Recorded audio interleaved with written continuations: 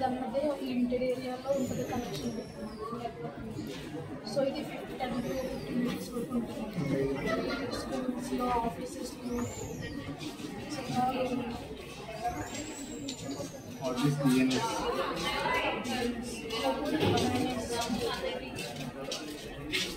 దాని మధ్య ఒక డొమైన్స్కి దానికి ఐపీ అడ్రస్ మనం ఏదైతే మనకి ట్రాన్స్లేట్ చేస్తాం.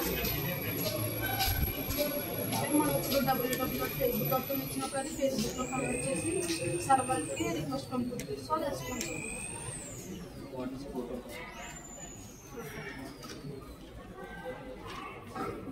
Protocol and connection between devices. What do you understand about IP address? IP address అంటే ఇంటర్నెట్ ప్రోటోకాల్ సెక్యూర్ చేస్తుంది.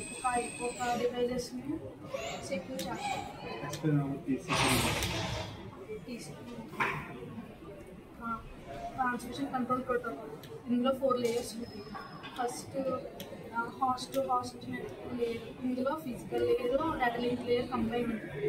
దానిపైన నెట్వర్క్ లేయర్ మనం ఇంటర్నెట్ లేయర్ కూడా ఉంటుంది.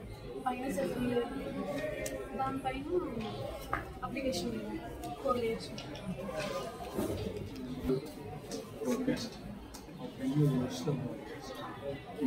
మినిమం రేట్ తీసుకుని చేసే గ్రాఫ్ని తీసుకుని అంటే ఒక వెహికల్ గ్రాఫ్ వచ్చినప్పుడు అందులో ఏ మినిమం కాస్ట్ ఉందో ఆ ఎడ్జెస్ని సెలెక్ట్ చేసుకుని మనం గ్రాఫ్ రెడీ చేయాలి.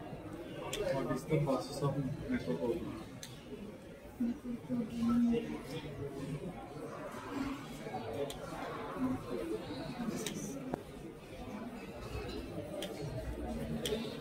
Purpose of DNS.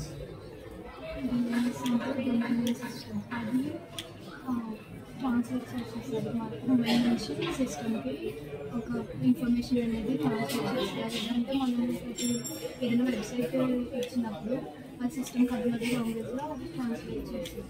Explain about socket.